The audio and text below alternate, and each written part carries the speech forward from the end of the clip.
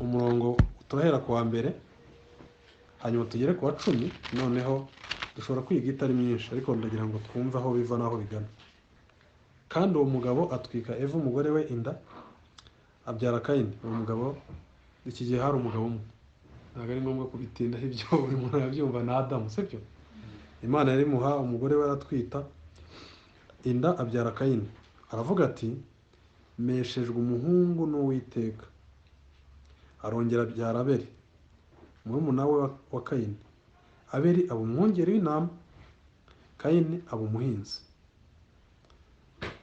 Nyine tutararenga murabona ko byatangiye bya bindi Imana yabwiye Adamu mu gice cya 3.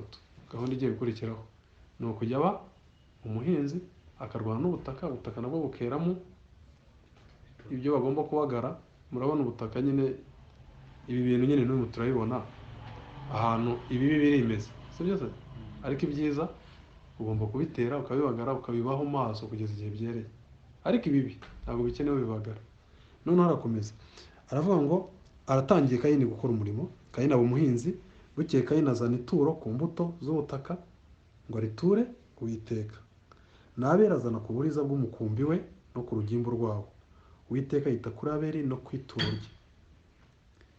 Murabonye ku murongo wa 4 hariho ibintu bibiri. Hariho icyo yazanye, hari n'umuntu bwe.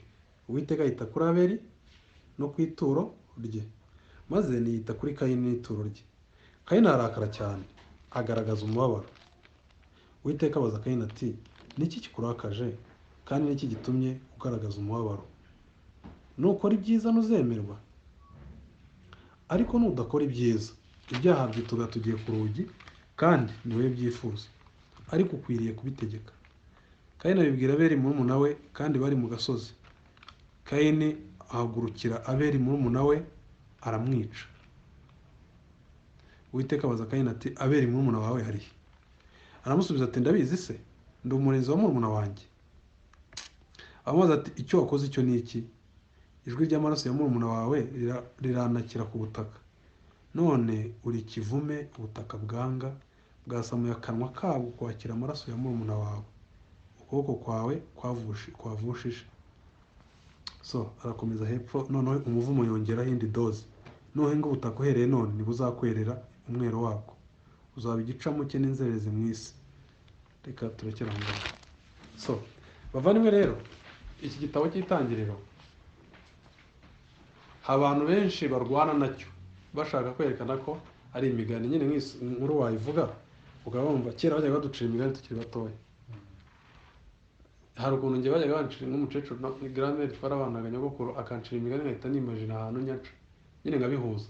Akambwira ati rero hari inyamaswa isanga umuntu nkahita nibuka agace kamwe mbona agateye ubwoba nyacamo, ngabihuza neza. Nyine nkahita ngenda mwinjira mu mugani wese ngatwarwa. Ariko still maze gukura amenya ubwenge nsanga ibyo bintu nyine byari ibintu bya mucecuru, kugira ngo hari moral lesson yabaga ashaka kunyigisha. Noneho ariko mbizi neza ko bitabayeho, sibyo? Rero hari abantu bafata Bibiliya nayo gutyo, nyine agakura ngo yarize asigaye atekereza ngo mumvaneho iramigani. Ariko iki gitabo kiramutse atari ukuri ari imigani yahimbwe, nta n'agakiza kashoboka. Murabyumva? Nyine nicyo kitubwira impamvu hari need y'agakiza mu gice cya 3, kugwa kwa muntu yigomeka ku Mana. Nicyo kitubwira impamvu isi iri ukwira uyu munsi, sibyo? Kuki twese dukora tubaho turushye? Ibi ni ibintu abantu bose babayeho. Hari ibyanditswe muri Bibiliya buri muntu wese abayeho, kubaho harushye, ababaye. Niyo yaba umwana mutoya, no gukubagana ubwabyo biramuvuga, no kubona ibera ribona inzara iramurya akabyumva. Ingaruka zose z'icyaha zigera kuri buri muntu hatitaye ku cyiciro rimwe, sibyo? Uku kuri rero kubyanditswe byera ko mu Itangiriro kwa applyinga ku muntu wese. Ariko si icyo gusa, ni naho dukura impamvu dukeneye gukizwa, inkomoko yabyo. Murebe mu Baroma 5:12 avuga gute? Kuko urupfu rwaje mu isi ruzanywe n'umuntu umwe, bikomotse ku cyaha. Murabibona? Wabikura ese Itangiriro utarifite igice cya 3. Niba ari imigani wabihakana. Murabyumva? Hano rero ku gice cya 4 ibyo navugaga ibyo byose nagira ngo mbereke ko si umugani, ni inkuru yabayeho. Harimo n'abantu bafite amazina, Kayini, Abeli. Kandi niyo uje mu isezerano rishyashya bigaragaza aba bantu bavuga uko bameze, nyine amazina akomeza kwa kundi. Ni ikikwereka nyine ko Bibiliya ari a unity. Nyine Bibiliya uwatanze ibyanditswe mu Itangiriro ni nawe watanze ibyanditswe mu Baheburayo. Urabyumva? Si ibintu umuntu wese ngo abe ari ahantu yishakemo ibyo yiyumvamo. Ya igihamya ni ikihe? Murebe mu Baheburayo 11, murebe ko Bibiliya ivuga. Iterura neza inkuru zo mu Itangiriro n'ihindura izina, no muri Yohana wa mbere turaza kubibona, kugira ngo tubone neza ko ibintu si imigani. Ndetse n'abatubanjije mu kinyejana cya mbere bo mu isezerano rishya barinze bava mu isi bakibyemera uko nguko. Mwumva ko Bibiliya ivuga, iravuga ngo Abaheburayo 11 umurongo wa 4, kwizera niko kwatumye Abeli aho Imana igitambo kiruta icyande, real people, real place, ahantu runaka hahari. Murabibona? Nitwigira imbere gatoya ku gice cya 12 iravuga ngo amaraso ya Kristo avuga ibyiza kurusha ayabeli. Nimubizi? Nyine byabayeho literally, bibaho. Wenda ibyo turaza kuba tureba icyo bivuze iki, ko amaraso ya Abeli avuga ibyiza kurusha aya Kristo, avuga ibyiza kurusha ayabeli, kandi Abeli nawe yari umukiranutsi. Rero dusubire hariya muri kiriya gice. Ariko si iyi nkuru yonyine mu Itangiriro. Reka mbahe indi nkuru nanone ivuga mu isezerano rishyashya. Muzi mu Bagalatiya 4:21, sibyo? Havuga inkuru ya Hagari na Sara, bakavuga ko abo bantu barimo umugani. Reka tubasome. Hari abantu gisanga batanabizi ko bibamo, sibyo? Kandi bavuga ko ari Abaprotestant. Ukaba bazisha wigaragambye kuki Protestant akakubwira ati ibyo bintu buri muntu aguma nibyo. Nimwumve. Kandi 21, abashaka gutwarwa n'amategeko nimumbwire, nimurasobanukirwa iby'amategeko. Byanditswe yuko Aburahamu yari afite abahungu babiri, umwe ari inshoreke. Abagalatiya 4:21, undi ari uw'umugeni. Uw'inshoreke yavutse nk'uko iby'umubiri bigenda, naho uw'umugeni yavutse kubw'isezerano ry'Imana. Ibyo birimo umugani, kuko abo bagore bameze nk'amasezerano abiri. Babibonye? Rimwe ryavuye ku musozi wa Sinayi ribyara ububata, iryo ni ryo rigereranywa na Hagari, ariwe kandi ugereranywa n'umusozi wa Sinayi wo muri Arabiya, kandi usobanurwa ngo Yerusalemu ya none, kuko uri umubata hamwe n'abana bayo. Ibi nyine hano hapfunyitsemo, hari ibintu Luther yajyaga yita ngo small bibles. Hari imirongo muri Bibiliya ibiri mu Bibiliya yose, ku buryo ugafashe ugatekereza icyo gicuka cyumva byaba birangiye waba graduatinze. Igisigaye byari ugusaba imbaraga zo kubibaho. So rero iki gice gipfuritsemo ibintu byinshi. Noneho mwumve aho nshaka ko nca umurongo kuri 20. Ibyo birimo umugani, kuko abo bagore bameze nk'amasezerano abiri. Rimwe ryavuye ku musozi wa Sinayi ribyara ububata, iryo ni ryo rigereranywa na Hagari, ariwe kandi ugereranywa n'umusozi wa Sinayi wo muri Arabiya, kandi usobanurwa Yerusalemu ya none.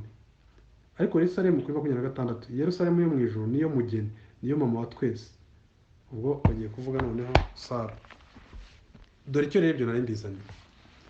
Nyine ibi ni ibintu bitari imigani y'abacecuru, ni ibintu byabayeho. Kuri Aburahamu iyo tuvuga Imana sovereign ngo igenga buri kantu kose, n'ahantu igitonyanga cy'imvura kiri buguye umunsi kiri bukubite, aho kiri bukubite byararangiye mu mushinga w'Imana, bifite muri dokima. Niba uri busohoke hano ukanyagirwa, ubwo gahunda irahari, irateguwe. Nawe Imana Aburahamu wari aho ngaho, amarari yarimo aramusunika, afite Sara ntiyabyaye.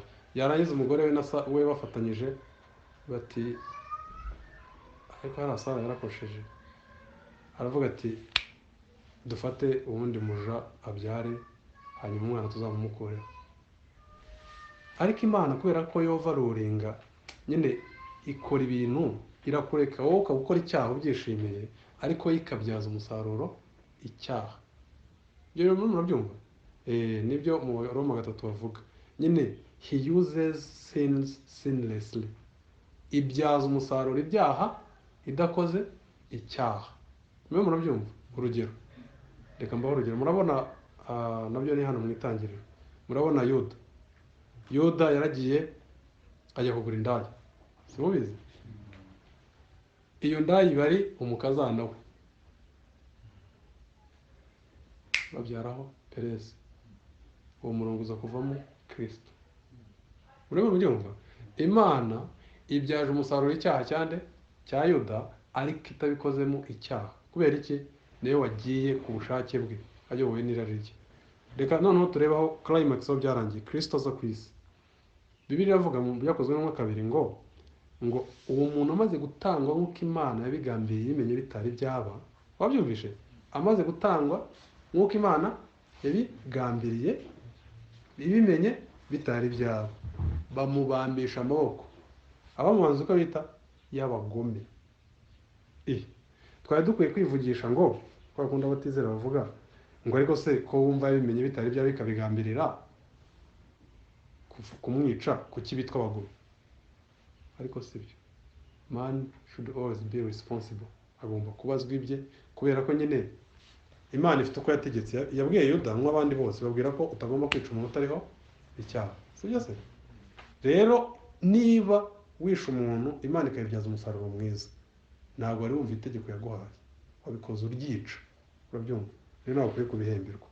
Rero nashaka ibyo byose icyo nabizanaga nuko Itangiriro ngi tubona si imigani, ni ibintu byabayeho, ku buryo tujya mu byakozwe mu Isezerano Rishyashya bakatwereka Augustine yajyaga avuga ngo Old Testament is New Testament hidden. No, New Testament is Old Testament revealed. Urabyumva? Akavuga ngo isezerano rya kera ni isezerano rishya ariko ripfuritse, utapfa kupfa kubibona neza. Noneho iry'ishyashya ni irya kera risobanuwe. Dore aha rero nk'iyi nkuru ya Hagari na Sara na Aburahamu byarabaga, nta muntu wari kumenya ikirimo kubaho ngaho, ariko bifite icyo bibitse ku byo Kristo azaza agakora. Urabyumva? Hano rero tugeze kuri inkuru rero, nanone reka turebe imwe mu nkuru zo mu Itangiriro, turebe aho bihurira n'agakiza kacu, turebe aho bihurira n'ibibazo. Urabona, iyo tuvuga agakiza ntabwo tuba tuvuga gusa gutsindishirizwa. Agakiza karimo ibintu byinshi. Harimo icyambere, harimo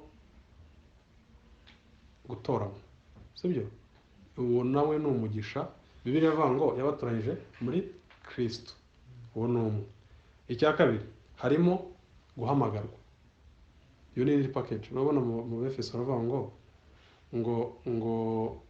ngo yaduhereye muri we imigisha yo mu bwinshi yose mu buryo bw'umwuka. Harimo gutoranywa, harimo guhamagarwa, harimo kubyarwa ubwa kabiri. Ibyo byose, buri kintu cyose kwacyo gikwiriye igitabo ubwacyo. Harimo noneho gutsindishirizwa, kuko gutsindishirizwa no kubabarirwa biratandukanye. Okay, reka ngerageze kubisobanura. Kubabarirwa ni forgiveness, gutsindishirizwa ni justification. Murabyumva? Forgiveness rero ivuze ngo mfite ibyaha binakoze nyine, Imana ikabi mbabarira n'Imana kubera ibyo byaha, sibyo? Gutsindishirizwa rero nuko hejuru y'uko bya byaha yabinkuyemo nkazangagera muri zero, sinyibarwaho umwenda, sibyo? Noneho hagiye gukurikira kuri konti yanjye, hakwiye kujyaho ikintu gikenewe kugira ngo nzajye mu ijuru, aricyo gukiranuka kwa Kristo. Aho rero niho gutsindishwa. Hano ndahera hano nze ndababariwe imyenda yose nari mfite, ngeze muri zero. Noneho Imana igiye gushyira kuri konti ugukiranuka. Inkuye muri negative injyanye muri positive, ikanshyiraho gukiranuka. Rero ibyo byose hano mu Itangiriro, umugani wabatubanjirije nyine ni itangiriro rya byose. Ni itangiriro ry'aho dusanga election, y'aho dusanga justification, y'aho dusanga forgiveness, y'aho dusanga repentance, confession, ndetse hakanagaragaza origin of sin. Iri rero ni nasalebed, ni itangiriro nyine ya buri kintu cyose, buri doctrine yose tubona mu Isezerano Rishya ishingira aha ngaha. Rero reka turebe iki gice cya 4, turebe kimwe twakwigiramo kuri aba bantu babiri bakomoka ku muntu umwe, sibyo? Abraham, Eva na Adamu. Aha ngaha nyine nuzari itaraza, abademokarate bari batarafata ngo hatanye kuvuga ngo urumva ngo harimo umugore n'umugabo, sibyo? Ngo bivange ngo harimo sinzi transgender, sinzi ibice murabizi byinshi. Ntabwo ubu hari he na she gusa, hari n'abafite pronoun yitwa they. Nyine umuntu avuga ngo they akaba avuze bakeya. Hano rero confusion yari itaraba nyinshi, ariko icyaha cyari cyamaze kwinjira mu isi. Noneho Abeli na Kayini, murebe ku murongo wa 2, murebe muri Bibiliya tujyane.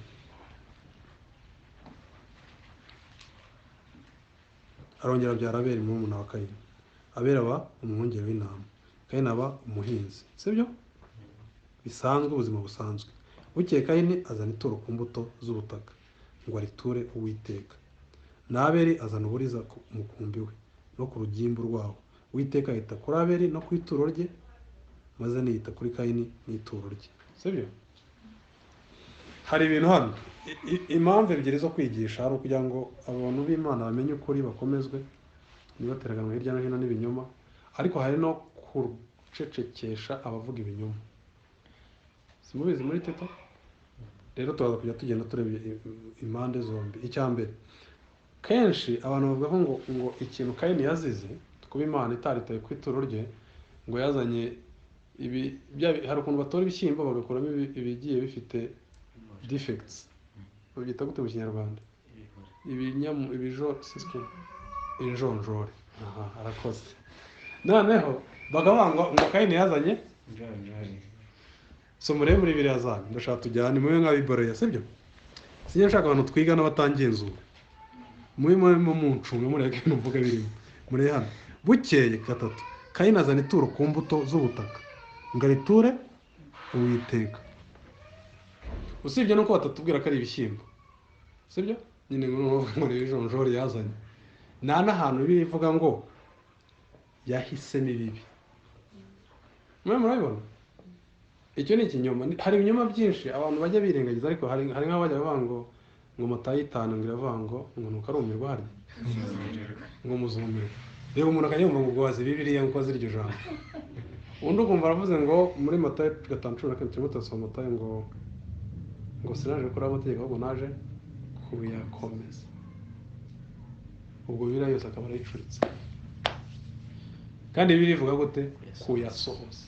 Ubwo buntu si ngubwo buranyanyagiye se? Kuyasohoza nyine abikore twe tugarame.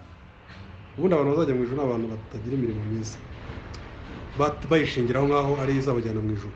Noneho murebe 3, bukeye Kayini azana ituro ku mbuto z'ubutaka ngo ariture Uwiteka.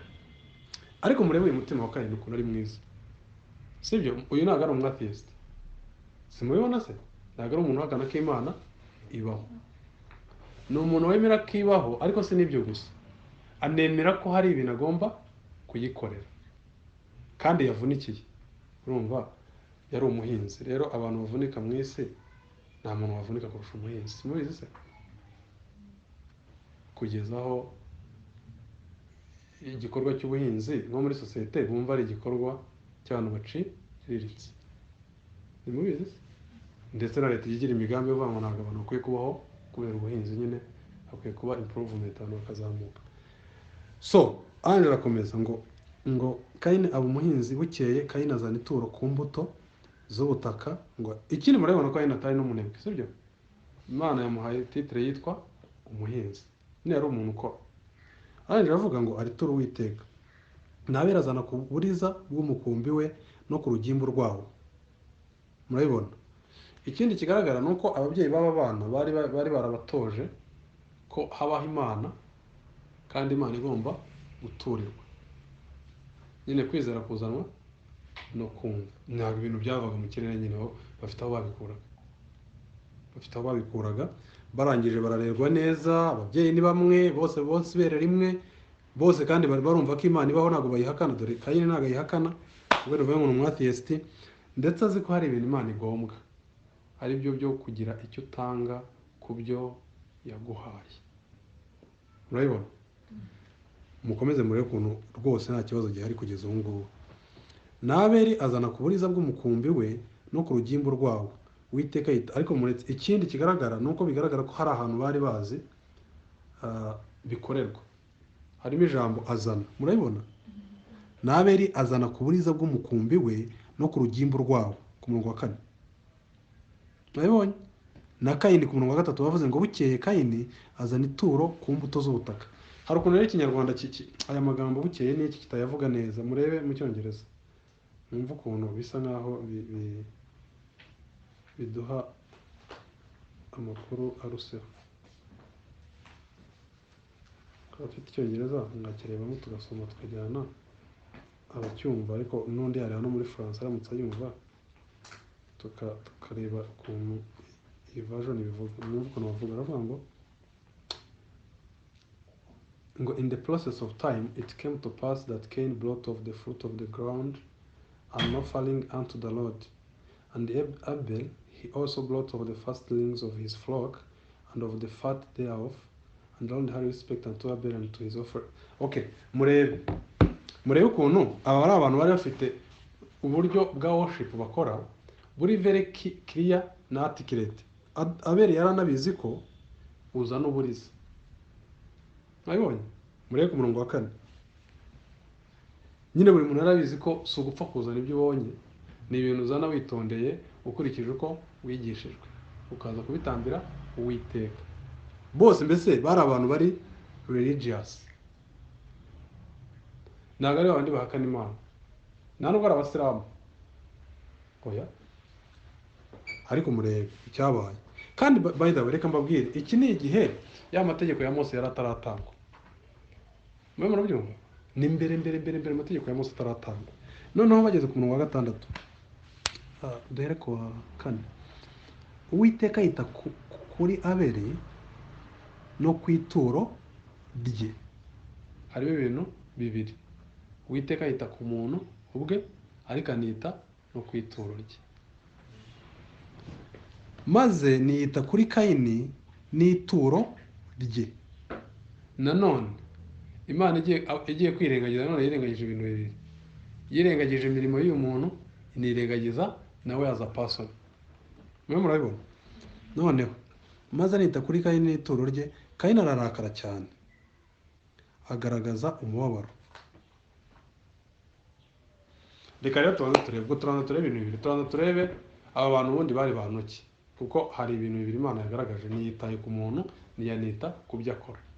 Ariko habanzaga no mu magambo ku buryo apanze hano, habanza person uwo ari we, hagakurikiraho ibyo yazanye Imana. Murabibona? Murebe umurongo wa 4. Maze niyita kuri Kayini n'ituro rye. 4. Maze niyita kuri Abeli n'ituro rye. Murabibona? Byombi habanza umuntu, hagakurikiraho ibyo yazanye. Imana yamutse yemeye umuntu, yanakwemera ibyo yazanye. Ariko yanze umuntu, ibyo yazana byose ntabwo ibyemera. Reka turebe abantu bari bo. Murebe muri Yohana wa 1:3. Turebe amakuru make ku bantu bari bo, ndetse bigaragaza ko ariko bizahora mu isi.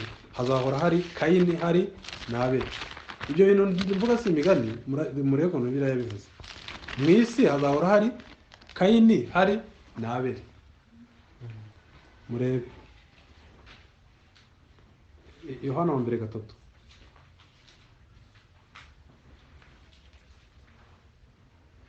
Ku murongo wa 11. Kamere ko bakena mwumva ibyo ari byo. Umuntu wese wabyawe n'Imana ntakora ibyaha, kuko imbuto yayo iguma muri we. Kandi ntabasha gukora ibyaha kuko yabyawe n'Imana. Icyo nicyo kimenyekanisha abana b'Imana n'abana ba Satani. Babyumvishe? Aba bari bo. Icyo nicyo kimenyekanisha umwana w'Imana n'umwana wa Satani. Nawe ni inkomoko nyine bisekuruza.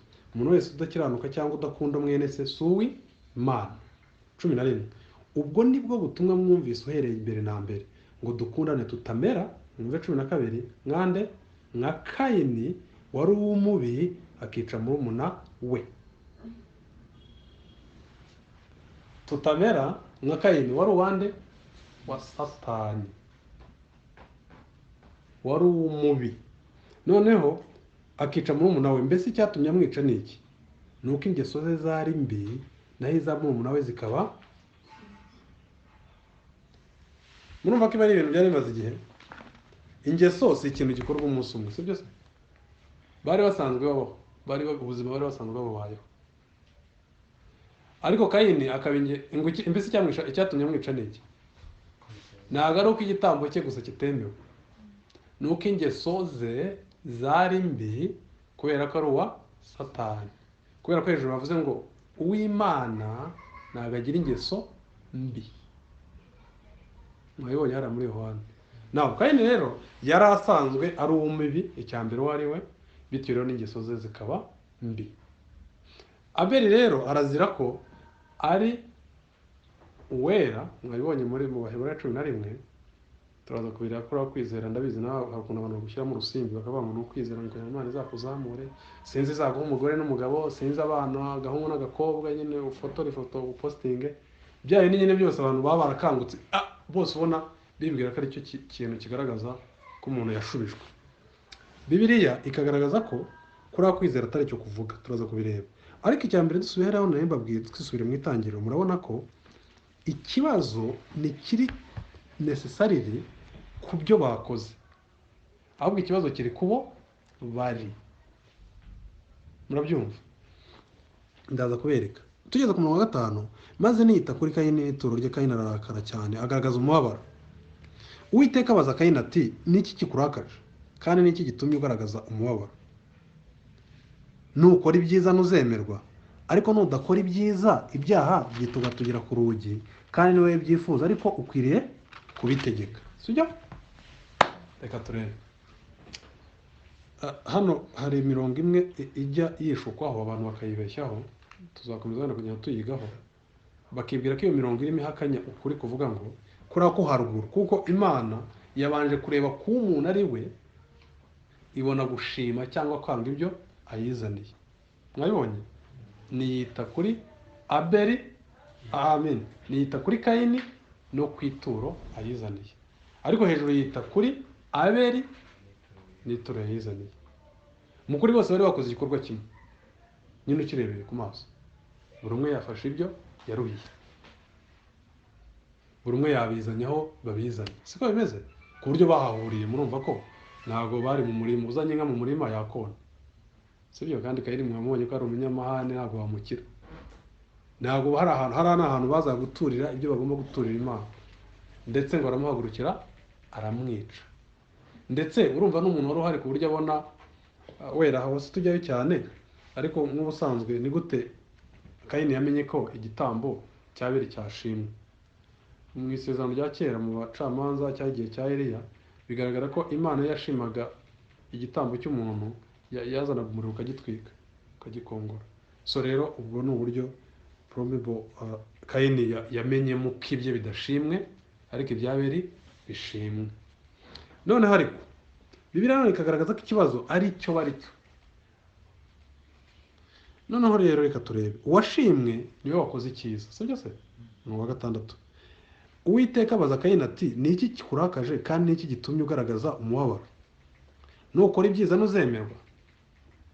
Hano umuntu ashobora kuvuga ati, ubwo ibyiza ni ukumvira amategeko y'Imana, ariko ikintu cya mbere, amategeko yari ataratangwa. Siko bimeze? Bivuga ko amategeko ataraza mu isi, abantu bakoraga icyaha bakanapfa, ariko nta muntu n'umwe wabonaga icyaha cye, kuko amategeko yaje kumenyekanisha ibyaha. None ni ibiki arimo abwirwa byiza?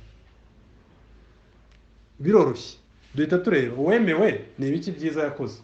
Siko bimeze? Kugira ngo tumenye utaremewe icyo yaburaga kugira ngo akore ibyiza, ariko aho narajyayo. Bibiliya igaragaza ko ngo ariko nudakora ibyiza, ibyaha byitugatugera ku rugi, kandi niwe byifuza, ariko ukwiriye kubitegeka. Nimwumve ibi by'icyaha. Mwibaze ko icyaha hano biri igikora as a person, ikavuga ngo kiri ku rugi kandi gifite gahunda yo kwifuza kugira ngo kize kigufate. Ni ya marira ya Pawulo mu Baroma 7, avuga ngo ibyo nshaka gukora sibyo nkora, ngo bigaragara ko ari itegeko mu ngingo zanjye rimpushinga kugira ngo nkore ibinyuranye n'iby'umutima wanjye ngiye wazutse wifuza. Nawe ariko uko kwifuza nanone narava mu Imana itanga imivumo. Umwe mu mivumo yahaye umugore yaravuze ngo kwifuza ko kuzaherera ku mugabo. Abantu rero bahita bigira byiza bakavuga ngo ubwo bisobanuye ko umugabo azaza ahahera urugo, sibyo se? Akamumenyera utuvuta, urumva, akamumenyera ko kaburiye. none se icyo kintu cyaba gituma uvuma? Muribaza icyo kibazo muracyumva? Reka mbibasomere mwumve, murebe mwitangira igice cya 3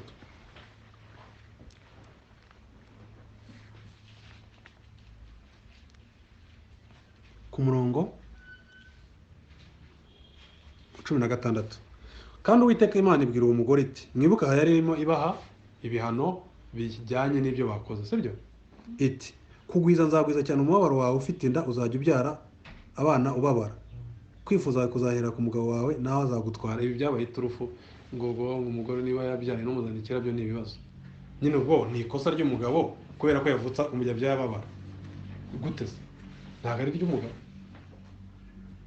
Niba umuntu akoze ibyiza, isi icurika ibintu. Hari ibintu biba bitari na bibi, ariko ugasanga byagizwe standard y'icyitwa urugo rwiza cyangwa urugo rubi. Ubwo rero standard z'Imana zikishyirwa inyuma muri buto, hanyuma Hollywood ikaba ari iyobora. Birateye agahinda.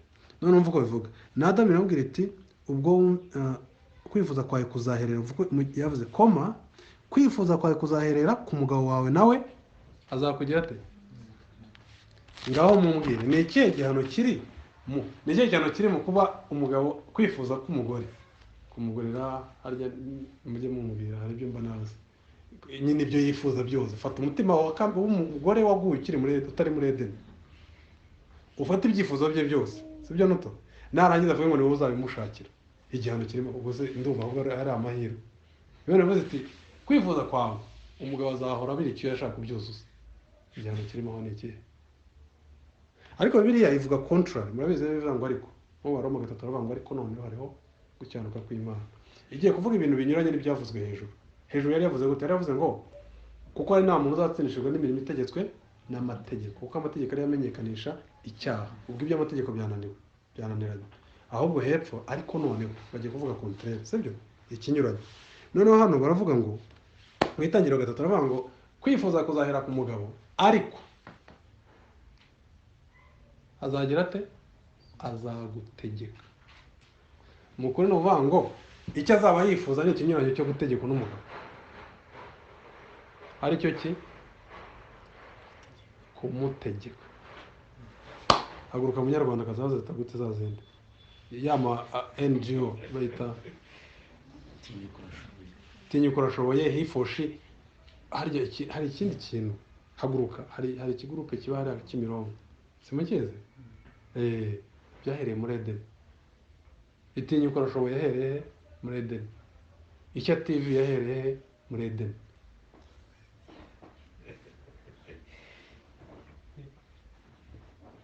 Ngo mwe wigisha umugore wawe yigisha igihugu oya. Ariko abantu baba bari mu biti society burayiho natangaye. Noneho ikibazo gihari si icyo. Nyine abafeminist barapushinga.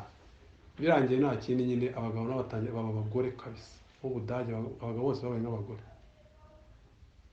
Abanyabwoba, abantu bahora bambaye utwenda natwo tw'amabara. Nyine nta muntu ukoma. Uzi cyabaye noneho. Habura abajya mu gisirikare barava hehe? Habura abakora mu nganda imirimo ikomeye kuva munsi babaye imibeya bose. Uramujyana mu ruganda kuri arahagaze kubera iki? Societe nuko imeze. Ariko si nicyo gusa, n'abashiki bacu n'abadamu gikurikiraho ni ikihe? Hakurikiraho kugabana imivumo yombi. Imana yaravuze ngo Adamu azaza ahahira urugo abize icyuye. Umugore agira ate? Abe nawe byararushye. Ariko noneho si ibyo gusa. Azaza byarababaye, ariko noneho hanajye ku isoko kubira icyuya. N'umuvumo wa Adamu nawo awufata. Yomba yigarura. Hanyuma abantu bakabeshya ngo yanga no kuzamura abagore nko bagobotora ingoyi. Sinzi waba baziritse. Ariko nyine n'abagabo b'imbwa nyine bagera bate babyungukira mureke. None se wowe numva ko abayorohewe. None se niba ari ngiye bakagiye maha ngarwa no kuntu maha hanyuma na Debora kajyayo. Ese umva bitoroshye. Sibyo se? Biroroshye. Uzaza gura isabune nanjye ngore ubuto. Nimukabone bari abantu bose barwanira feminism n'ikira abagabo mu mugire ngo babifitemo inyungu. So reka twikomereze rero. In the same way, mu Itangiriro igice cya 4 Imana ibwira Kayini ngo icyaha kirifuza, ariko ubishatse wabitegeka. Neza nka muntu ngo mu Itangiriro, ukwifuza kwawe kuzaherera ku mugabo, ariko aza gutegeka. Mwe murabyumva? Ntago ari ukwifuza kuvuga ngo bamuhe ibyiza, ndende sibyo wabyanga. Ibyo si bibi, byose Imana yabizana itari igihano mu Itangiriro. Rero reka turebe, ese Kayini ni ikihe kintu atakoze neza? Kuko Bibiliya yavuze ku murongo wa 5 maze niyita kuri Kayini n'ituro rye. Kayini ararakara cyane. 6 Uwiteka abaza Kayini ati, ni iki kikurakaje kandi ni iki kigutumye ugaragaza umubabaro nukora ibyiza? Ntago ari n'ibizemerwa. Oya, cya kibazo cy'uko Imana yanenze kare niyita kuri Kayini no ku ituro rye. None Imana isubiza iravuze ngo, Kayini rega, ikibazo cy'ibyawe si ikibazo buriya si ibintu, ikibazo ni umuntu. Niyo mpamvu iri mubwira ngo nukora neza nuzemerwa. Mwe murabyumva? Ni ukuvuga ngo Imana yamubwira ngo ikibazo gihari ni uko wowe wanze ukemerwa. Murabyumva? None Abeli byagenze bite? Niki yakoze cyatumye yemerwa? Turebe rero Bibiliya rero nicyo tujya tuvuga ngo bisobanura Bibiliya. Turebe mu Baheburayo 11 murayo kuvuga.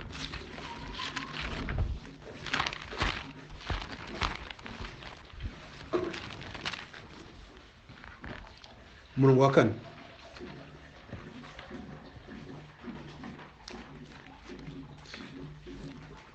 Mwahageze? Kwizera, mutega amatwi, niko kwatumye bari aho Imana igitambo kiruta icya Kayini kuba cyiza.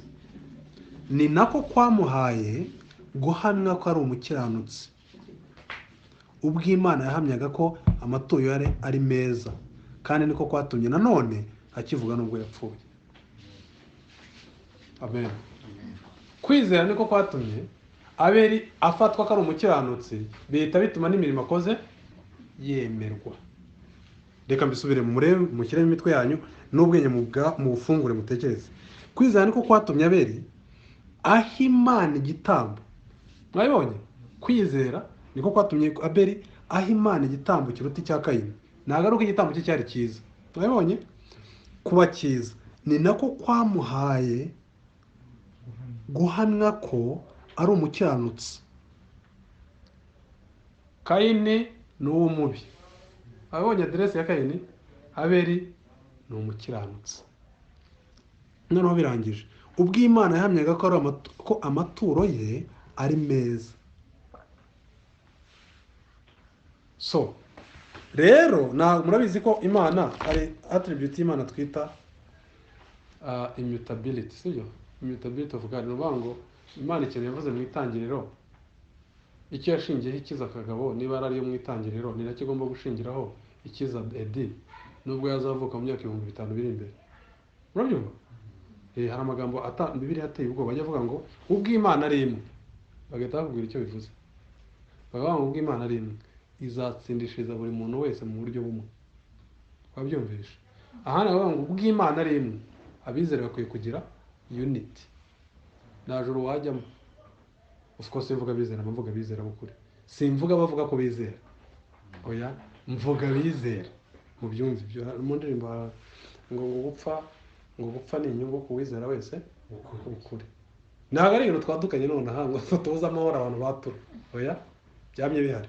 Now hano ndashaka kwerekana iki kintu cyuko niba rero Imana ari imwe kandi uko yamyemera abantu ari kumwe, ariko binyuze mu kwizera, icyo yabwiraga Kayini nacyo ni gitandukanye. Mwabyumvisha? Kayini yari imubwira ati, Kayini kora ibyo Abeli yakoze hanyuma wemerwe. Ari byo bihe kwizera. Turimo turajyana. Ariko rero ndashaka kureba uku kwizera ni ukwizera iki? Uku kwizera kuza ni umuntu kubona ko ari umukiranutsi imbere y'Imana, bityo n'ibyo akorera Imana byose bikemera. Murabyumva? Murebe. Dusubira hano kuri 11 mu Baheburayo, tujye haruguru murebe, kuko hari abantu bajya bata uko kwizera uvuga nanjye ndagufite. Wizera iki? Ati nizera ko ingurube zanjye zizabyara ibwana byinshi. undi ngo nizera ko nzarangiza diplome yanjye. Ibyo se ni ibiki? Ko imyaka izera na Kayini yarahingaga gusa yumvaga bitezera yaranabisaruye. Uku ni ukwizera bwoko ki? Ni ukwizera ejo bundi umwaka nujya gushira bavuga ngo my tomorrow must be greater than today. Hari wabivuze umuvandimwe, umuntu nyine ni umuvandimwe ko ari umunyarwanda nyine ubundi arangije ahita apfa, uramuzi wa muhungu wo muri Cornerstone, avuga yapostinze aka message ngo uyu mwaka ugiye kuba igitangaza, sinzi amazi yagiye ahita yapfiramo. Ikiremwa muntu kiri spiritual, urabyumva? Umuntu wese hano mu Rwanda ni umunyamwuka. Reka mbabwire impamvu ahantu hose bashyinguye nimuzi ko bajya gukaraba, simubizi mu miryango yanyu? Kubera iki bajya gukaraba? Mwari mwabyibaza?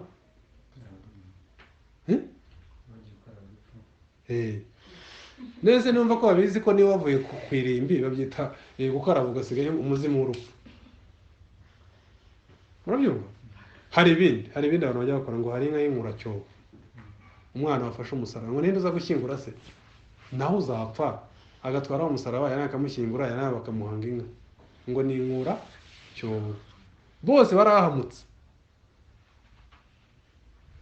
Kandi koko Bibiliya iratangaje, uvuga kuvuga mu Tesalonike narajya ahangaha iravuga ijambo ry'Imana. Mujye mureka abantu bipfusha ubusa. Ariko ijambo ry'Imana ryaciye umurongo wa 13 igice cya 2 cy'Abatesalonike ba 2.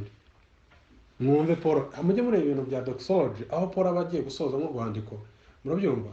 Nyine byamurenze cyangwa yavugaga ingingo akajya kwisoza, avuga ibintu iyo utabyitondeye utumva uburemere bwabyo. Mwumve ko yavuze nuko umwami wacu Yesu Kristo ubwe n'Imana Data twese yadukunze.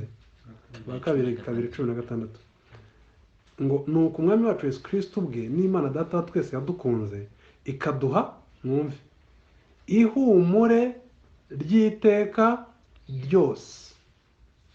Iki twari ibikange, urumva?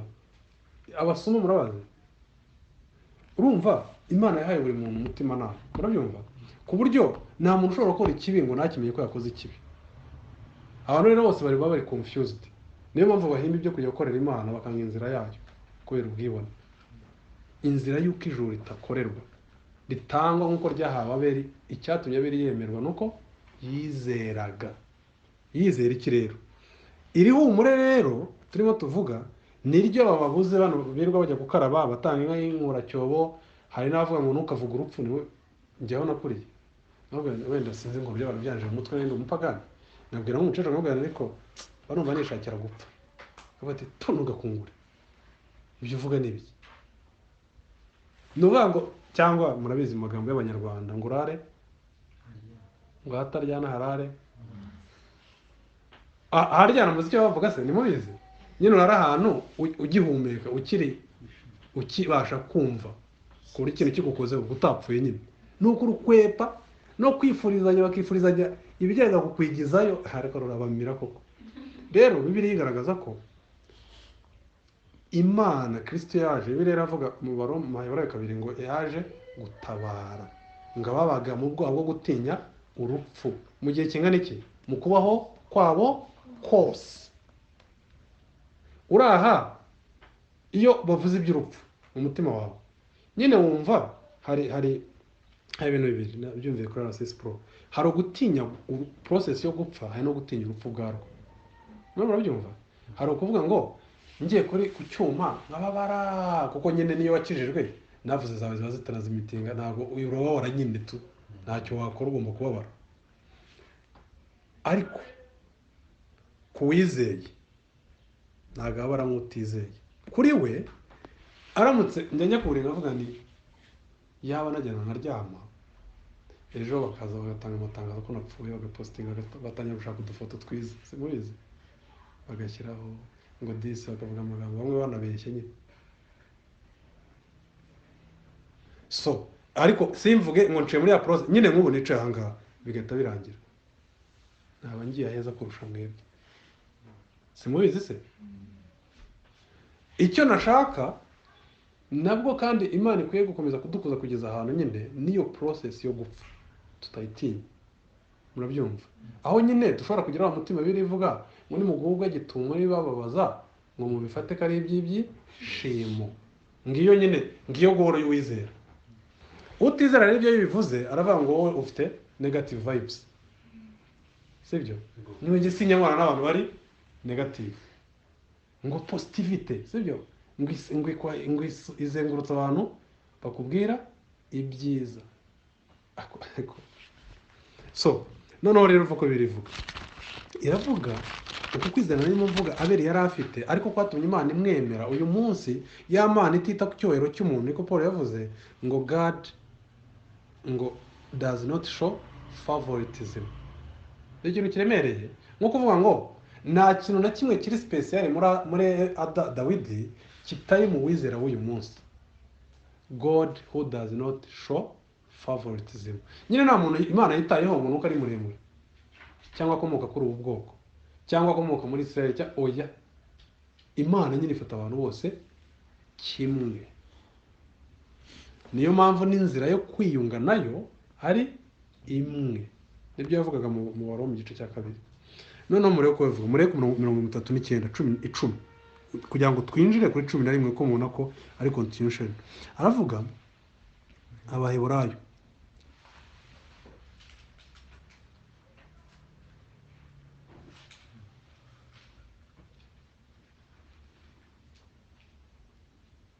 mirongo itatu na karindwi haracyasigaye igihe kigufi cyane kandi uzaza nazatinda, ariko umukiranutsi wanjye azabeshwaho no kwizera.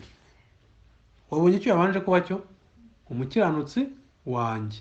Noneho ubuzima bwo kubaho abubeho abiyobowe no kwizera, sibyo? Mukomeze murebe. Nyamara nasubira inyuma umutima wanjye ntuzamwishimira. Ariko twebweho ntidufite gusubira inyuma ngo turimbuke, ahubwo dufite kwizera kugira ngo tuzakize. Uko ni ukwizera gukiza ubugingo. Ntabwo ari ukwizera kuzana amafaranga n'amandazi n'amacapati n'ibindi byose, oya, cyangwa imodoka. Ubwo reka tuzamure agaciro k'iryo rindazi turyita imodoka. Ngo ni ukwizera kugira ngo tuzakize ubugingo bwacu. None uko kwizera niko akomeza muri 11 agatangira no gutanga lisiti y'abari bafite uko kwizera gukiza ubugingo bwabo. Nibwo rero ahera kuri Abeli, Henoki, Aburahamu, Yakobo, Indaya Rahabu, Dawidi.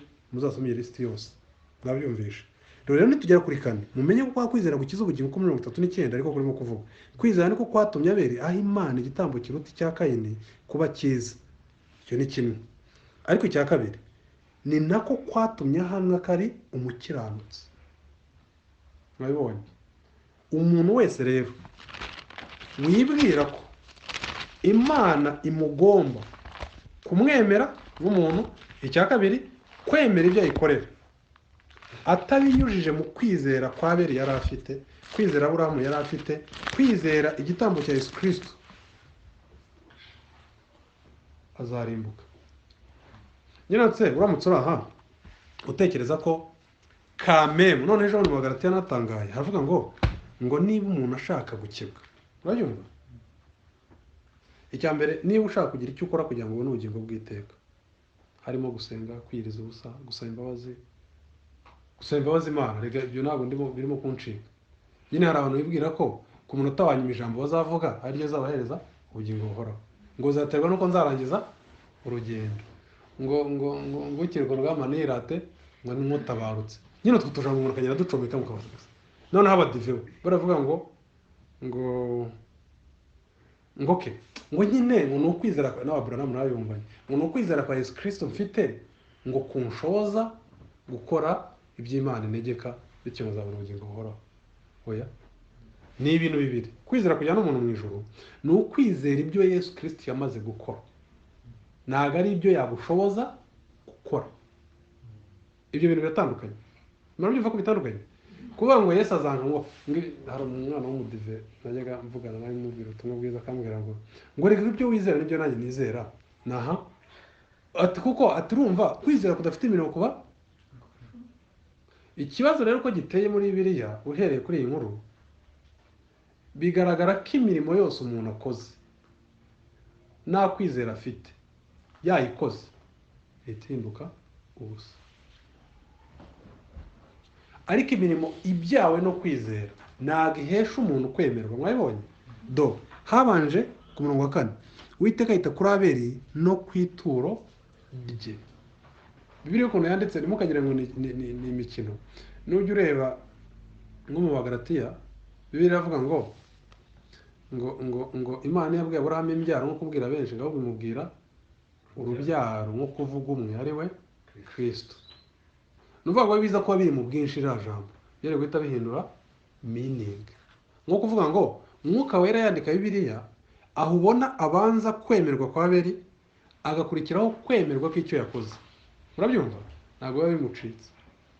Suko nta kujugunya amagambo aho ngaho ahubwo aba yabyitondeye abizi neza ko hano bigomba kuzamenyekana ko umuntu abanza akizera Kristo, Imana ikamuharaho ko ari umukiranutsi, none ibyo akoze byose bikemerwa bidafite uruhare mu kugira ngo yemerwe. Icyo nicyo kibazo tugomba kwibaza rero. Ikindi navuga tutarava aha ngaha kireba twebwe bibiri. Hari abantu barwanya ubutumwa bwiza bw'ubuntu, nyine njye ndi umunyabuntu, sibyo? N'undi wese wizera aba ari umunyabuntu. Nyine bari babandi bavuga ko ijuru ridakorerwa, ko iyo rikoreye uriburuka rimbuka. Icyaha gikomeye mu isi cy'umuntu yakora ni ukwibwira ko yakorera ijuru akaribona. Bibiliya igaragaza ko icya mbere ni ugukora Imana ku matama, uyita umunyabinyoma. Simubizi ngo ese niba twemera ibyo abantu bahamya iby'Imana byo nibikomeye, ngo uko iby'Imana yahamije ko umwana wayo nibi, nuko umwizera afite ubugingo buhoraho, nawe utamwizera aguma mu rupfu. None se ubwo wowe uvuze ngo reka njye nzabikorera, n'ubu uvuze ngo Imana ni umunyabinyoma, uvuze ko guhamya ko ayibeshya. Mu Baroma 10 iravuga ngo kuko batari bazi gucyanuka kw'Imana, bihimbiye gucyanuka kwabo, ngo bahinyura. Ariko ibaze guhinyura Imana, bahinyura gucyanuka kw'Imana. Si ibintu biri innocent ngo disi ninjiji oya. Ariko icya kabiri, aba bantu none birirwa bavuga ngo ibi ni ibintu by'insoresore ngo byadutse ngo nubwo nta n'icyo bitwaye kuba ari insoresore. Nyine ngere ku murongo, kuba umuntu yizera ibintu ari umusore bidakwiye kwemerwa kubera ko ari umusore. Haruhari icyo ni kimwe. Ariko icya kabiri ni ibintu bikuru ku buryo nta muntu uri mu Rwanda n'amateka y'u Rwanda yanditse yari ataratangira kwandika. Ibyo mwize se muri history nabonye ejo bundi barabyigije imbere, ariko twize nko guhera mu 1800 karibwo ubwami bw'u Rwanda bwari buhari, sibyo? Ibi rero ni ibintu byabayeho hataratangira kubarwa rimwe, kuko tuwari 1800 duhereye igihe Kristo yaziye. Ibi ni nsoma biri mu gitabo cya mbere cya Bibiliya. Kristo nyine bataratangira barasubiye inyuma kuzageza igihe rimwe itangiye kubarwa muri Matayo. Rero ibi si ibintu by'ejo bundi, si ibintu by'insoresore, ni ibintu abadamu b'imyaka igihumbi, imyaka 1000, imyaka 3000, imyaka 4000, ba Mose, ba Aburahamu, ba Kayini, ba Abeli icyo gihe cyabo. Rero ntihakagira umuntu ukubuza amahoro. Ariko nanone bigaragaza none ko inzira y'Imana ari imwe yo kujyana abantu mu ijuru. Si ikibazo cy'uko ukomokaho, yaba ari byo Kayini nawe ariko wari uw'Imana, kuko bose bakomoka ku mubyeyi umwe, sibyo? Rero ntihakagira umuntu bishekinga. Iyi ni inzira ya kera yamye ari ukuri ko ijuru ridakorerwa, ko abazajya mu ijuru babihabwa nuko bizeye Yesu Kristo, Imana ikabemera. Ariko nanone nitwirengagize kandi tube tubyitaho ko bagira ingeso nk'izo Abeli yari afite, ingeso nziza, ariko izo atari zo zibahesha kwemerwa. Reka dusenge. Mwami mwiza, tugushimiye ko Mwami uba ari ubuntu bugeretse ku bundi. Gute Mwami? Kubera ko wafashe ukuri kwawe, aba Babeli, aba Kayini Mwami, aba Aburahamu, aba Henoke, nta n'umwe wari ufite Bibiliya. Turabizi neza Mwami, Amosi atangira kwandika nyuma y'imyaka 400 Aburahamu avuye atakinahari, nyine Abisirayeli bamaze imyaka 400 mu bunyage. Amosi wari kuzavuka kuri ba bandi 12 babyawe, barabyawe n'umwuzukuruza wa Aburahamu ari we Yakobo akaba yarabyawe na Isaka. Kera ibintu wabwiye Aburahamu Mwami Bibiliya itarabaho, ariko Mwami urangije iyo nzira urayifata urayandikisha, uvuga uti aba bantu bazakizwa, bazamenye ukuri Mwami, bazabashe kubona naho babisoma inyuma mu Itangiriro, maze Mwami babone ibyo basubirisha imyambi ya Satani n'abambari be bagaba kuri ukuri. Ariko Mwami si ibyo gusa, harimo no kuri mwami. Hashobora kuba hari umuntu mwami utumva ku kuri, utagushyikira mwami cyangwa gushidikanya, ariko mwami tumenye iki, ko uko wari uri ariko ari nako uzahora, ko izina watanze abantu bakwiye gukizwamo ari rimwe, ari ryo Abeli yakirijwemo, ari ryo mwami Henoki yakirijwemo, ari ryo Abeli yakirijwemo mwami. Ari niyo mpamvu bita intwari zo kwizera, si intwari zo kukumvira, si intwari zo kwitwara neza. Ufashe mwami kugira ngo abantu benshi bizere ku kuri, natwe mwami babimenye, uduhe rwose gushinga ikirenge twagiye na rimwe ubwo dutana, dufashe mu izina rya Yesu Kristo nze twizeye, amen.